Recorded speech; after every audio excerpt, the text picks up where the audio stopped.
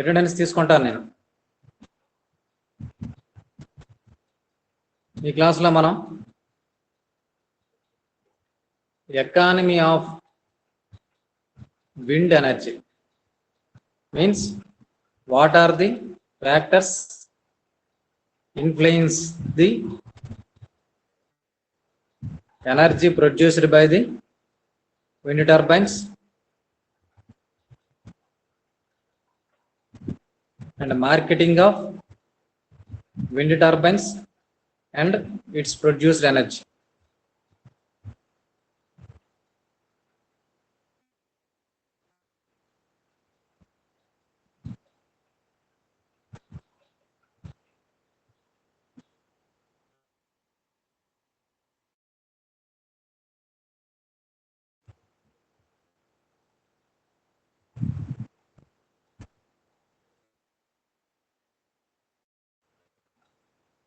First of all, economic wind power has reached around the during 2005 to 2015. 205 అని రాసాం. Sorry, 2005 to 2015. This means ఇక్కడ grid parity అంటే ఏంటి? Grid parity అంటే ఏం లేదు, మనం ట్రెడిషనల్ ఎనర్జీ సోర్సెస్తో ఎలా అయితే ఎంత ఎలక్ట్రిసిటీని అయితే మనం మెయింటైన్ చేస్తున్నామో గ్రిడ్ ద్వారా, అంతే ఎనర్జీని ప్రొడ్యూస్ చేసి మెయింటైన్ చేసే స్థాయికి దేని ద్వారా? విండ్ ఎనర్జీ చేరుకుందనమాట. ఈ గ్రిడ్ ద్వారా పంపించే ఎలక్ట్రిసిటీకి ఈక్వలెంట్గా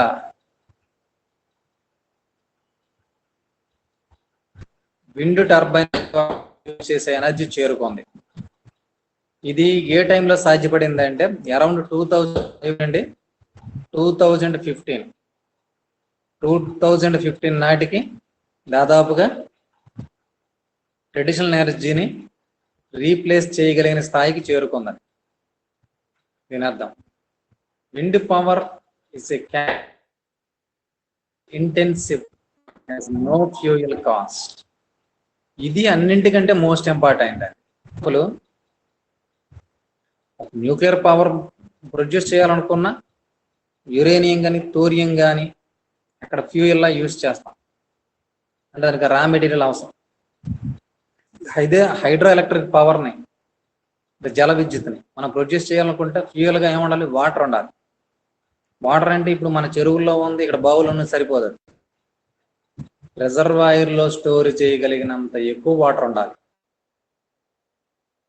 లేదా థర్మల్ పవర్ ఉందనుకోండి, అది ఫాజిల్ తీసుకొచ్చింది. థర్మల్ పవర్ మీన్స్ కోక్ని బర్న్ చేసినప్పుడు ఉపయోగించి నీటిని నీటి ఆవిరిగా మార్చి, ఇక్కడ నీరంటే మళ్ళీ రెగ్యులర్గా మంచి అది కొరత ఏర్పడిపోతుంది. అందుకే సముద్రం నుండి నీటిని తీసుకుంటాం. ఆ సందర్భంలో నీటిని నీటి ఆవిరిగా మార్చి ఆ నీటి ఆవిరితో టర్బైన్స్ని రొటేట్ చేసి అప్పుడు ఎలక్ట్రిసిటీని ప్రొడ్యూస్ చేస్తాం.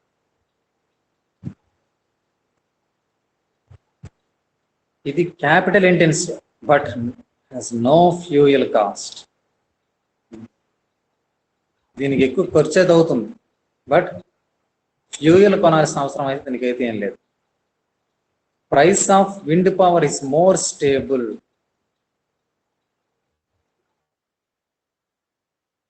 Fuel based power, Faasil fuel based power అనేది మారిపోతూ ఉంటుంది. ఎందుకంటే ఫాజిల్ ఫ్యూయల్ అంటే ఇక్కడ మనం క్లియర్గా చెప్పుకునేది బొగ్గు గురించే. అయితే ఇక్కడ పెట్రోల్ను ఉపయోగించి మిగతా గ్యాస్ను ఉపయోగించి ప్రిపేర్ చేయాలంటే చేయగలం, అది ఇంకా ఖర్చుతో కూడుకున్నటువంటి. ఈ కోక్ను ఉపయోగించి మనం ఎలక్ట్రిసిటీని ప్రొడ్యూస్ చేస్తున్నాం అంటే కోక్ని మనం ఇంపోర్ట్ చేసుకోవాల్సి వచ్చినప్పుడు దాంతో పర్చేజ్ కాస్ట్ పెరిగిపోతే ఆ థర్మల్ పవర్ కాస్ట్ కూడా పెరిగిపోతుంది అన్నమాట. కానీ విండ్ పవర్ యొక్క ప్రైస్ అనేది చేంజ్ కాదు, కారణం ఏంటంటే వన్స్ ఎస్టాబ్లిష్ చేసిన తర్వాత గాలి వీచినప్పుడు మాత్రమే మనం ఆ విండ్ పవర్ జనరేట్ చేస్తాం. మనం విండ్ టర్బైన్ తిరగడానికి కారణమైంది విండ్ను మనం కొనట్లేదు. సో దాని యొక్క కాస్ట్ అనేది స్టేబుల్ గా ఉంటుంది అన్నట్టు.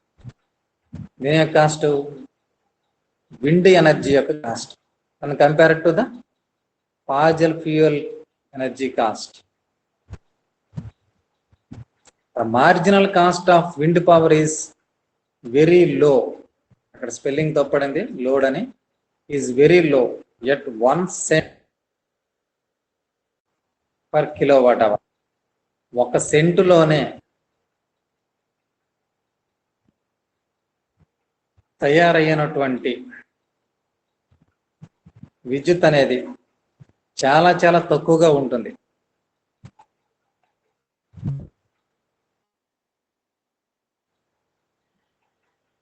మోర్.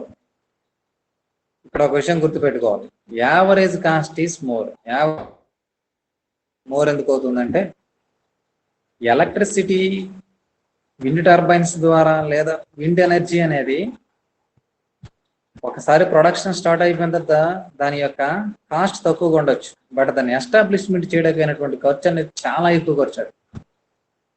అందువల్ల average cost is more as it will includes the cost of construction of wind turbines and also transmission system.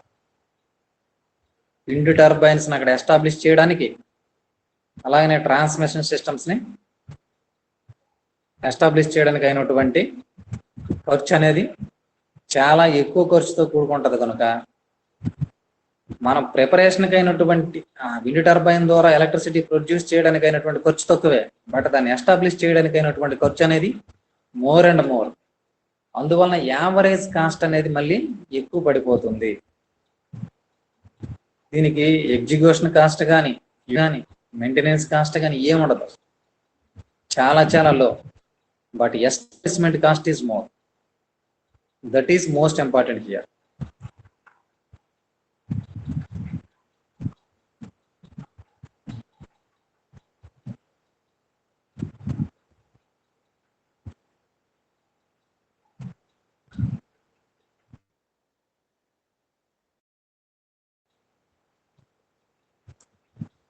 Factor affecting the cost per unit of wind power.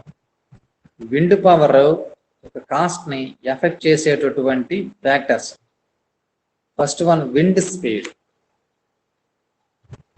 Second one turbine design and construction, third one the rated capacity of turbine, exact location, improvements in turbine design and capital.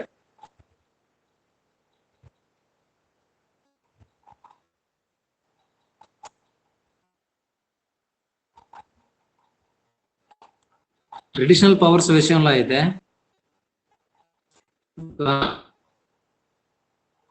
అది coal విషయంలోనో లేదంటే బయట నుండి మనం import చేసుకున్న uranium విషయంలోనో వాటి యొక్క cost అనేది power cost ని ఇన్ఫ్లుయెన్స్ చేస్తుంది. But where is in the case of wind energy, wind power is depends on speed. Wind speed ఎక్కువ ఉందంటే రోటార్ యొక్క ఎక్కువగా ఉంటుంది. నెంబర్ ఆఫ్ టర్న్స్ ఎప్పుడైతే పెరుగుతున్నాయో ప్రొడక్షన్ ఆఫ్ ఎలక్ట్రిసిటీ అనేది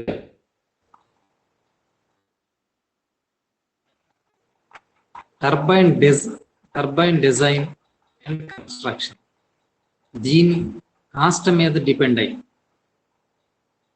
మనకి కావలసినటువంటి టర్బైన్ డిజైన్ చేసుకున్నాడు. ఆ టర్బైన్ దీని గురించి థర్డ్ స్లైడ్ జరుగుతుంది. స్లైడ్ లో ఇప్పుడు మీకు క్లారిటీ వస్తుంది.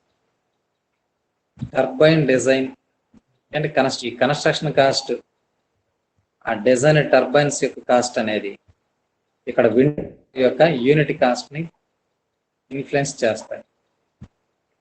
Rated turbine, rated capacity of turbine means ఇక్కడ రేట్ అనేది దేనికి చెప్తుంది, దాని రొటేషన్ కోసం. టర్బైన్ యొక్క రొటేషన్ కూడా ఒక రకంగా ఇన్ఫ్లుయెన్స్ చేస్తుంది. Next exact location. అన్ని లొకేషన్లో స్పీడ్ ఒకేలా ఉండదు. ఒక్కొక్క లొకేషన్లో ఉన్న ఆ విధంగా విండ్ ఇన్ఫ్లుయెన్స్ చేస్తూనే లొకేషన్ అనేది సిటీస్కి ఎంత దగ్గరగా ఉంది, ఎంత దూరంగా ఉన్నదన్న విషయం కూడా ఇక్కడ విండ్ పవర్ యొక్క కాస్ట్ ఇన్ఫ్లుయెన్స్ చేస్తుంది. దూరంగా ఉందనుకోండి విండ్ టర్బైన్ ప్లాంట్ అనేది, అప్పుడు ప్రొడక్షన్తో పాటు ట్రాన్స్మిషన్ కూడా at the same time transmission. అదే సిటీకి లొకేషన్స్ అనుకోండి, విలేజెస్, సిటీస్ తగ్గిపోతుంది. అందుకోసం లొకేషన్ కూడా విండ్ పవర్ కాస్ట్ ని ఇన్ఫ్లుయెన్స్ చేస్తుంది. Improvements in turbine design.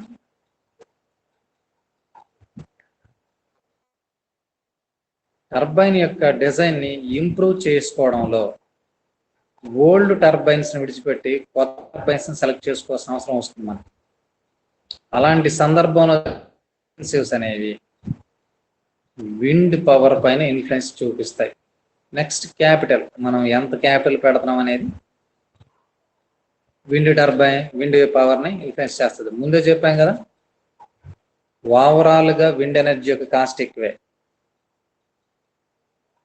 కారణం ఏంటంటే దాని ఎస్టాబ్లిష్మెంట్, అలాగనే దాని కన్స్ట్రక్షన్ విషయంలో మనం క్యాపిటల్ చేసినటువంటి ఇన్వెస్ట్మెంట్ అంతా టోటల్ ఛార్జెస్ మీద ఓవరాల్ గా ఛార్జ్ చేస్తాం కనుక విండ్ పవర్ యొక్క యూనిట్ కాస్ట్ ఓవరాల్ గా అయితే ఎక్కువగానే ఉంటుంది.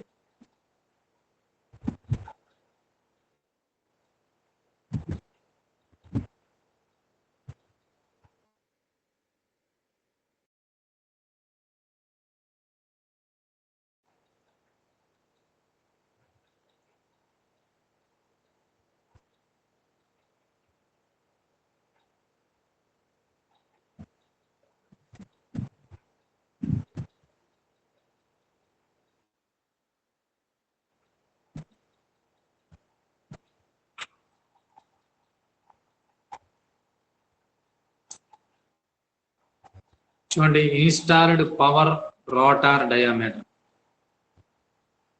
రోటార్ యొక్క డయామీటర్ అనేది 1990s లో 40 మీటర్స్ ఉండేది.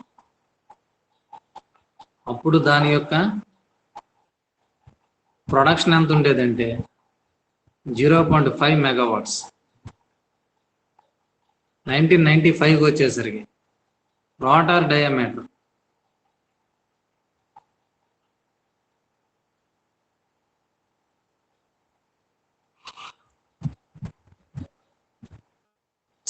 మీటర్స్ కి ఇంక్రీజ్ అయింది. అంటే డిజైన్ ని చేంజ్ చేసుకుంటూ వస్తున్నారు. కొన్ని సంవత్సరాల్లో డిజైన్ ని చేంజ్ చేస్తారు. అయితే డిజైన్ ఇష్టానుసారంగా చేంజ్ చేయరు. ఇక్కడ డయామీటర్ 40 మీటర్స్ అంటే 70 మీటర్స్ పెంచినప్పుడు దాని ప్రొడక్షన్ తగ్గుతుందా, దాని ఎఫిషియన్సీ. అప్పుడు ఎఫిషియన్సీ ఎంత అంటే 1.3 మెగావాట్స్. సో 1.3 మెగావాట్ ఎలక్ట్రిసిటీని ఇస్తుందంటే దాని ఎఫిషియన్సీ పెరిగింది. అదే 2000 వచ్చేసరికి 2 మెగావాట్స్ చేరింది. అప్పుడు డయామీటర్ ఎంత అంటే 80 మీటర్స్. అంటే నెక్స్ట్ 5 years లో దాని డెవలప్మెంట్స్ ఎలా వచ్చాయి. డయామీటర్ యొక్క రేడియస్ పెంచి దాని ఎఫిషియన్సీని పెంచారు. మన 2005 వచ్చేసరికి 120 మీటర్స్ డయామీటర్. నెక్స్ట్ 2010కి వచ్చేసరికి 126 మీటర్స్. 2015కి వచ్చేసరికి 145 మీటర్స్. ఇవి పాత స్టాటిస్టిక్స్. బట్ ఏంటంటే దీన్ని బట్టి మనం ఏం తెలుసుకోవచ్చు అంటే డయామీటర్ పెరుగుతున్న కొలది డయామీటర్ అనేది రోటర్ డయామీటర్ పెరిగిన కొలిది పవర్ ప్రొడక్షన్ పెరుగుతూ వస్తుంది. 5 years స్పాన్ లో ఎఫిషియన్సీని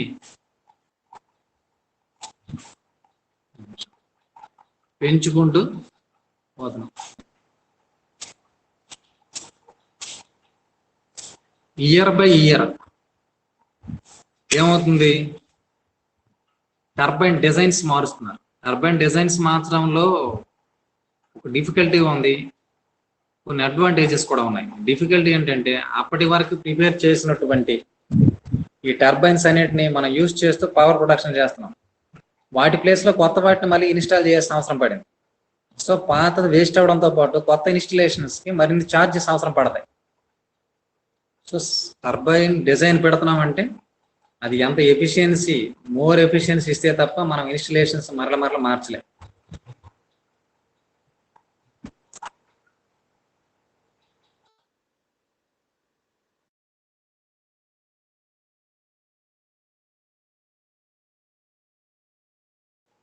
రోటార్స్ను వాడినప్పుడు పవర్ పెరుగుతూ వచ్చింది. ఎనర్జీ కన్వర్షన్ ఇది ఆల్రెడీ ఈ బ్లడ్జ్ లిమిట్ అని ఒకటి చెప్పుకోవడం జరిగింది. In 1999 German physicist Albert verge showed that the ideal wind energy extraction machine can only extract 59.3% of the kinetic energy of the wind.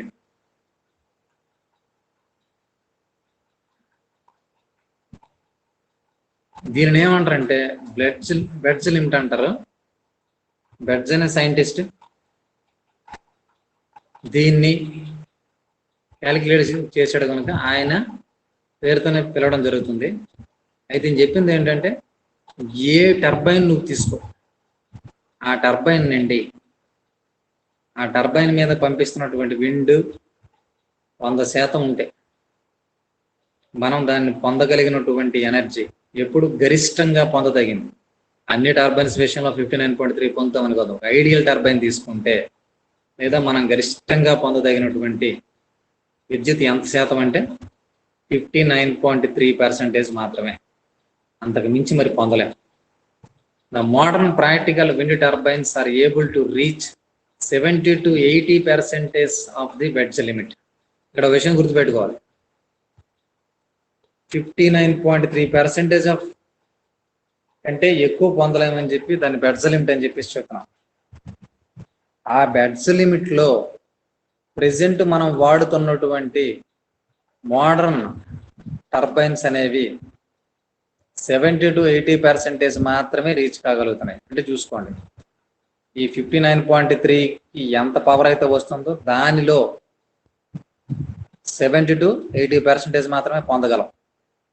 అంటే 100% పొందాలంటే 59.3% ఆఫ్ ఎలక్ట్రిసిటీ మనం పొందాలి, అంత కూడా పొందలేకపోతున్నాం. ద డిజైన్ కన్సిడరేషన్స్, అయితే డిజైన్ ఎలా చేస్తారు? ఫస్ట్ ఇది ఏరోడైనమిక్స్ ని ఉపయోగించి, ఇది ఆల్రెడీ మీ ప్రీవియస్ క్లాస్లో ఏరోడైనమిక్ థియరీస్ అని చెప్పాను.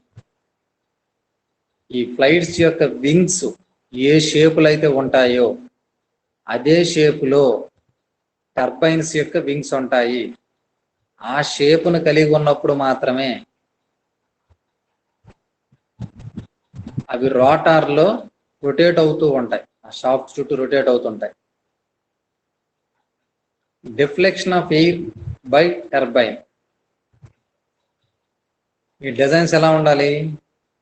ఈ క్రింద చెప్పుకోబడినటువంటి aerodynamics, deflection of air by turbines, blade shape, ఇవన్నీ కూడా డిజైన్ టర్బైన్స్లోకి వస్తాయి. ఒక టర్బైన్ డిజైన్ చేయాల్సినప్పుడు వీటిని కన్సిడర్ చేసే ఆ టర్బైన్ ని డిజైన్ చేసుకోవాలి.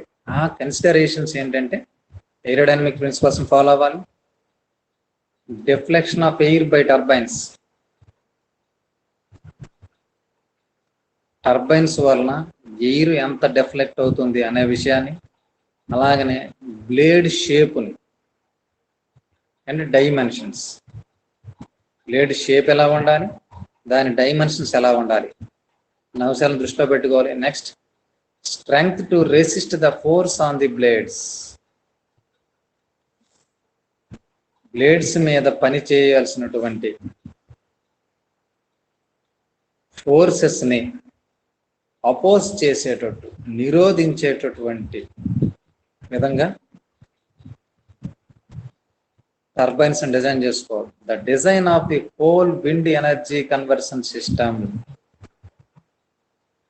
ఇంకా టోటల్ గా ఇప్పుడు ఎంతవరకు అయితే మనం ఏరోడైనమిక్స్ థియరీస్ అని, ఈ deflection of air, next blade shape, size, ఆ బ్లేడ్ పై యాక్ట్ చేస్తున్నటువంటి ఫోర్స్ రెసిస్ట్ చేయడం, ఇవంతా బ్లేడ్ గురించి చెప్పుకున్నాం, బ్లేడ్ కన్సిడరేషన్. తర్వాత design of the whole wind energy conversion system. అంటే విండ్ ఎనర్జీ కన్వర్షన్ సిస్టమ్ అంటే నాట్ ఓన్లీ పైన ఉన్నటువంటి ఆ నైజల్, ఆ రోటారు, అవే కాకుండా ఈ టవర్ను కూడా కన్సిడరేషన్ తీసుకోవాలి. ఎందుకంటే టవర్ ఎంత హైట్లో ఉంటే గాలికి అంత ఎక్కువగా అది ఫోకస్ అవుతుంది కనుక పైన ఉండే టర్బైన్ అంత ఎక్కువగా రొటేట్ అవుతుంది అన్న. Next turbine design extensively use computer models and simulations. ఈ క్వశ్చన్ గుర్తుపెట్టుకోండి, ఈ టర్బైన్ డిజైన్ అనేది కొత్తగా పూర్వపు కాలంలో వాడేటటువంటి పద్ధతులు కాకుండా కంప్యూటర్తోని ఇప్పుడు ఆపరేట్ చేయగలిగిన స్థాయికి వచ్చామన్నమాట. వాటి పవర్ క్యాలిక్యులేషన్, దాని రొటేషన్స్ లెక్కించడం, ఇవన్నీ కూడా దానికి అనుగుణంగా టర్బైన్ డిజైన్ చేయబడుతుంది.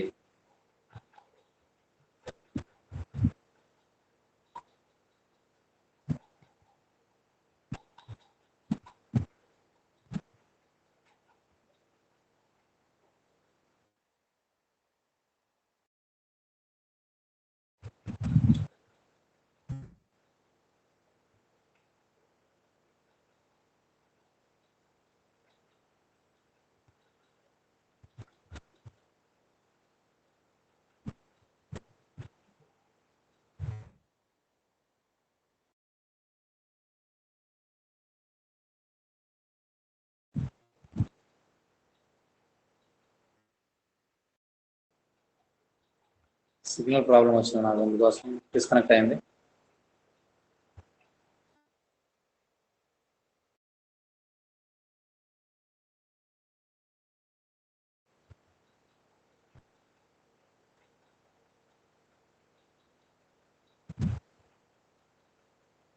The wind farm project timeline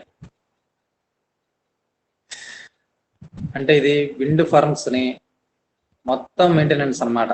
అంటే ప్రొడక్షన్ నుండి చివరకు మనకి ఈ ఫస్ట్ ఇండస్ట్రియల్లో ఈ టర్బైన్ డిజైన్ నుండి చివరకు పవర్ ప్రొడక్షన్ వరకు డిఫరెంట్ స్టేజెస్ అన్నమాట. ఫస్ట్ వన్ డెవలప్మెంట్, తర్వాత ఇంప్లిమెంటేషన్, తర్వాత ఆపరేషన్, తర్వాత డీకమిషనింగ్. చూడండి, ఫస్ట్ డెవలప్మెంట్ అంటే ఏంటి, దీనిలో ఉన్నటువంటి క్రైటీరియా చూద్దాం. Finding a site. First of all wind farms కి షూటబుల్ సైట్ ని సెలెక్ట్ చేసుకోవాలి. దీన్ని సైట్ సెలెక్షన్ క్రైటీరియా అంటారు. Finding a site. ఈ సైట్ ని సెలెక్ట్ చేయాలనుకుంటే కొన్ని సంవత్సరాల పాటు స్టడీ చేయాలి. మనం వెళ్ళి నిల్చోగానే గాలి వేసింది కదా ఇది షూటబుల్ అవుతుంది అనుకోవడానికి లేదు. కొన్ని సంవత్సరాల పాటు అన్ని సమయాలలోనూ 24 hours, ఈ seasons up to some year,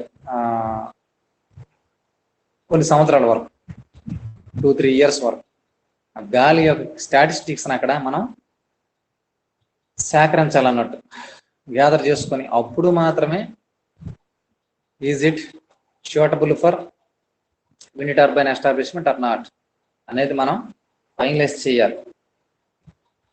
finding site characteristics. Site యొక్క క్యారెక్టరిస్టిక్స్ నే అంటే స్టాటిస్టిక్స్ ద్వారా దాని క్యారెక్టరిస్టిక్స్ మనం ఎస్టిమేట్ చేయగలం.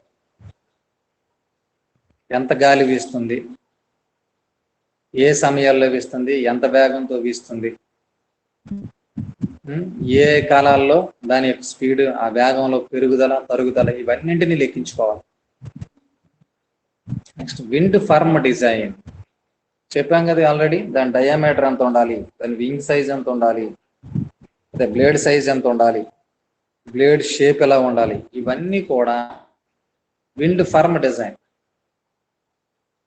విండ్ ఫర్మ్ అంటే not only wind turbine, number of turbines ఉంటాయి, ప్లస్ అవి ఏ ప్లేస్ లో ఉండాలి, వాటి డైరెక్షన్స్, అక్కడ నుండి ప్రొడ్యూస్ అయిన ఎలక్ట్రిసిటీని ఎక్కడ స్టోర్ చేసుకోవాలి, ఇది మొత్తం ఫర్మ్ అంతటి గురించి ఆలోచించాలి. పెర్మిషన్స్ అండ్ లైసెన్స్ ఇది గుర్తుపెట్టుకోండి. జనరల్ గా మనం విండ్ గవర్నమెంట్ సెక్టార్ లో కానీ ఎస్టాబ్లిష్ చేస్తే గవర్నమెంటే పెర్మిషన్స్ అని ఇస్తుంది, లొకేషన్ చూపిస్తుంది. సో గవర్నమెంట్ సెక్టార్తో అయితే ప్రాబ్లం ఉండదు. ప్రైవేట్ సెక్టార్ అనగానే ఎనర్జీ మార్కెటింగ్ అథారిటీ అని ఒకటి ఉంటుంది. సో దాని నుండి పెర్మిషన్ తీసుకోవాలి. పెర్మిషన్కి వెళ్తున్నాం అంటే లైసెన్స్ ఉంటుంది, లైసెన్స్ తీసుకోవాలి. లైసెన్స్ తీసుకున్న తర్వాత మాత్రమే ఈ సెక్టార్లను అడుగు పెట్టాలి. Without prayer permission of government we cannot enter this firms. Next financing. అయితే ఎందుకు గవర్నమెంట్ ప్రేయర్ పెర్మిషన్ కావాలంటే, మనకు సైట్ ఉందనుకోండి, పెద్ద సైట్, ఈ సైట్ లో కట్టేసుకుంటాం అంటే కుదరదు. ప్రాజెక్ట్ అనగానే దాని మీద స్టడీ చేయాల్సి ఉంటుంది. అది మానవాళికి ఎంతవరకు హార్మ్ఫుల్, ఎంతవరకు useful, not only the human beings, for all creatures. అక్కడ పెట్టడం వల్ల పర్యావరణానికి ఏమైనా ఇబ్బంది కలుగుతుందా, ఎన్విరాన్మెంటల్ ఎఫెక్ట్ ఏమైనా ఉంటుందా అంటే ఎన్విరాన్మెంటల్ మినిస్ట్రీ నుండి పెర్మిషన్ తీసుకోవాలి. తర్వాత వాటర్ ఎంత యూజ్ చేస్తారు, వాటర్ అవసరం, ఏ ఇండస్ట్రీ అయినా ఏ ఫర్మ్ అయినా సరే వాటర్ యూసేజ్ ఎంత, అక్కడ వాటర్ అవైలబిలిటీ ఎంత, వీళ్ళు యూజ్ చేసినట్లయితే ఎక్కువ వాటర్ మిగతా ఈ జనజీవనానికి వాటర్ సరిపోతుందా లేదా, ఇవన్నీ క్రైటీరియా దృష్టిలో పెట్టుకున్న తర్వాత మాత్రమే గవర్నమెంట్ పెర్మిట్ చేస్తారు. కనుక గవర్నమెంట్ నుండి ప్రేయర్ పెర్మిషన్స్ మరియు లైసెన్సెస్ అవసరం. Next financing. మనం ఫర్మ్ ఎన్ని ఏకర్స్ లో పెడుతున్నాం, ఎంత, ఎన్ని టర్బైన్స్ అక్కడ అందులో ఫిట్ చేయగలుగుతాం, ఈచ్ టర్బైన్ కాస్ట్ ఎంత, వాటి తలకి ఇన్స్టలేషన్ కాస్ట్ ఎంత, నెక్స్ట్ అక్కడ ప్రొడ్యూస్ అయినటువంటి ఎలక్ట్రిసిటీని మనం ట్రాన్స్ఫర్ చేయాలంటే డిస్టెన్స్ ట్రాన్స్ఫర్ చేయాలి, దానికి ఎంత ఇన్వెస్ట్మెంట్ అవుతుంది, ఈ క్యాపిటల్ ఇదంతా కూడా ఫైనాన్స్ లోకి వస్తుంది. Public engagement. పబ్లిక్ ఎంగేజ్మెంట్ అంటే పబ్లిక్ని ఎలా డీల్ చేయాలంట. ఒకవేళ ఏదైనా ఒక ఏరియాలో పెట్టినట్లయితే ఎన్ని విలేజెస్ ఎఫెక్ట్ అవుతాయి, ఒకవేళ సౌండ్ పొల్యూషన్ వస్తుందా, ఎందుకంటే మనం ఈ విండ్ టర్బైన్స్ పెట్టినట్లయితే సౌండ్ పొల్యూషన్ వస్తుంది ఫస్ట్. నెక్స్ట్ నియరెస్ట్గా ఉన్నటువంటి అగ్రికల్చర్ ఫీల్డ్ మీద ఈ ఫర్మ్ యొక్క ఎఫెక్ట్ ఏంటి, ఇటువంటివన్నీ కూడా మనం క్రైటీరియాలోకి తీసుకోవాల్సిన అవసరం ఉంటుంది. దీనికి ఎంత టైం పడుతుందంటే అరౌండ్ 10 years. నేను ఆల్రెడీ ఒక క్వశ్చన్ చెప్పాను కదా, అసలు సైట్ని సెలెక్ట్ చేయాలనుకుంటే ఆ సైట్ యొక్క స్టాటిస్టిక్స్ అన్ని తీసుకోవడానికి కనీసం ఒక 3-4 years అనే మనం దాని మీద దృష్టి పెట్టాల్సి ఉంటుంది. లేదా కొన్ని సంవత్సరాలు అనుకోండి, అక్కడ మనం ఎస్టాబ్లిష్ చేసిన తర్వాత కాస్ట్, అక్కడ ఇన్స్టలేషన్ చేసినటువంటి కాస్ట్, ఆ క్యాపిటల్ కాస్ట్ అంతా వేస్ట్ అయిపోతుంది. సెకండ్ స్టేజ్లో ఇంప్లిమెంటేషన్. మనం ఇదంతా ముందు సెలక్షన్ వరకు అంతా రెడీ చేసుకోవటం వరకే. Implementation, procurement, construction. మనకు కావలసినవన్నీ ప్రొక్యూర్ చేసుకోవటం, కావలసిన మీన్స్ ల్యాండ్ అవసరమైతే ల్యాండ్ ప్రొక్యూర్ చేసుకోవటం, నెక్స్ట్ అవసరమైనటువంటి మెటీరియల్ ప్రొక్యూర్ చేసుకోవటం, మ్యాన్ పవర్ని ఇన్స్టాల్ చేయడానికి మ్యాన్ పవర్ ప్రొక్యూర్ చేసుకోవటం, next construction. This is 1 to 2 years. Requires 1 to 2 years. Third one operation. ఆపరేషన్లో ఆపరేషన్ అంటే ప్రొడక్షన్ స్టార్ట్ అవుతుంది. స్టార్ట్ అవుతున్నప్పుడు దానిలో యంత్ర పరికరాలు అనేవి ఎదుగుదలకు రావడం, లేదా ఏదైనా తుఫాన్లు వచ్చినప్పుడు కొన్ని చెడిపోవటం, విండ్ స్పీడ్ బాగా పెరిగినప్పుడు కొన్ని టర్బైన్స్ పోవటం, ఫెయిల్ అయిపోవడం జరుగుతాయి. వీటన్నింటినీ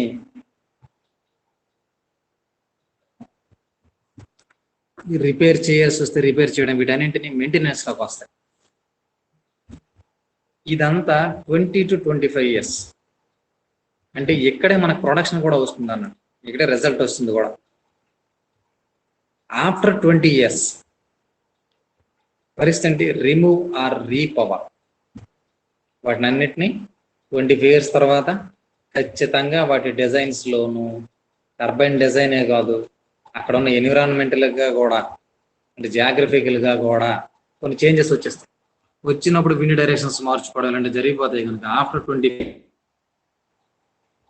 మరలా స్టాటిస్టిక్స్ తీసుకోవటం, ఫస్ట్ ఆఫ్ ఆల్ రిమూవ్ చేస్తాం, మరలా స్టాటిస్టిక్స్ తీసుకుంటాం, బాగుందంటే రీఎస్టాబ్లిష్మెంట్ చేస్తాం, ఏర్పరచడం. ఇవన్నీ డిఫరెంట్ స్టేజెస్: డెవలప్మెంట్, తర్వాత ఇంప్లిమెంటేషన్, తర్వాత ఆపరేషన్, తర్వాత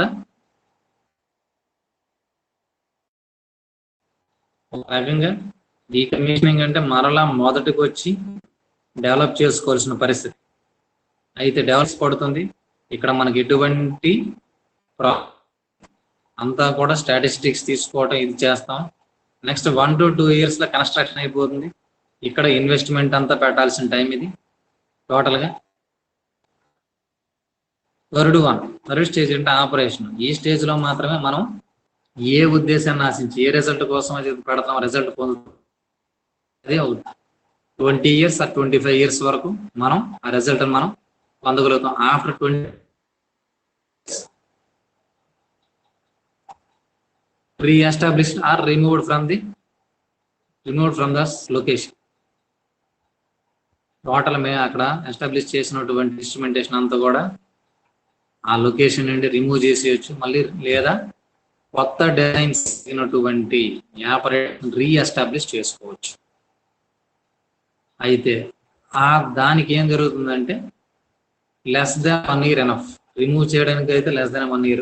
రీఎస్టాబ్లిష్మెంట్ అంటే స్టాటిస్టిక్స్ అప్పటికే మనకు తెలిసి ఉంటాయి. 25 years లో ఒక ఎక్స్పీరియన్స్ వస్తుంది కనుక రీఎస్టాబ్లిష్మెంట్ విషయంలో కూడా తక్కువ సమయంలోనే మళ్ళీ ఎస్టాబ్లిష్ చేసుకోగలుగుతాం.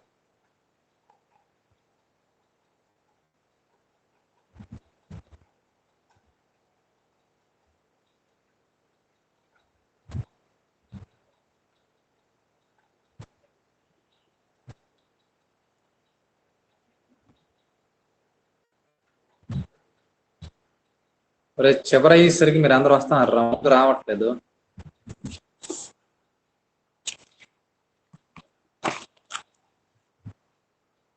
అసైన్మెంట్ రాస్తున్నారా? చెప్పండి.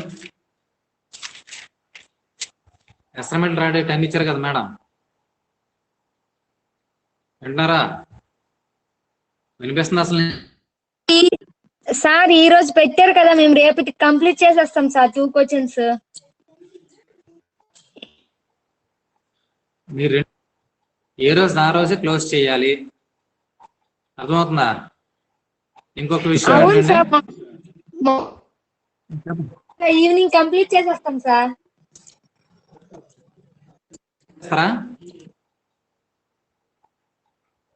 ఇప్పుడు మీరు ఏం చేస్తారంటే, మీరు మీ పేరుతోనే అసైన్మెంట్ స్టార్ట్ దాన్ని రాసిన తర్వాత మాకు పెట్టండి. ఎవరెవరు రాసారో తెలుస్తుంది. మేము దాన్ని ఏం చేస్తామంటే కంపేర్ చేసుకుంటాం. లేదా మీరు చాలా మంది ఒకరిదొకరు ఫోటో తీసి కూడా పెట్టేస్తారు. అర్థమవుతుందా?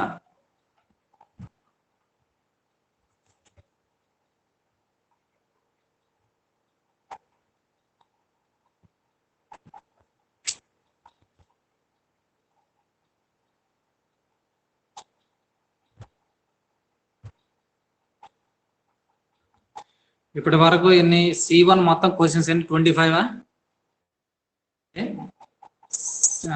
C2 లో 23. లాస్ట్ 2 యూనిట్స్ నుండి ఎన్ని క్వశ్చన్స్ వచ్చాయి?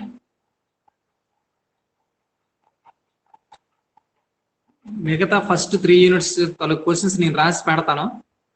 మీరు ఏం చేస్తారంటే ఇప్పుడు ఆల్రెడీ దానిలో క్వశ్చన్ దీనిలో క్వశ్చన్ ఇవ్వడం జరిగింది కదా, అలానే ఈ 20 days లోనే వాటిని కంప్లీట్ చేసేయాలి. ఎగ్జామ్ నాకు తెలిసి మోస్ట్ ప్రాబబుల్ ఎగ్జామ్స్ ఈరోజు 24th కదా, ఇంకో 25 days లోపే ఎగ్జామ్స్ మీకు స్టార్ట్ అయిపోతాయి. అంటే గరిష్టంగా నెక్స్ట్ మంత్ 20th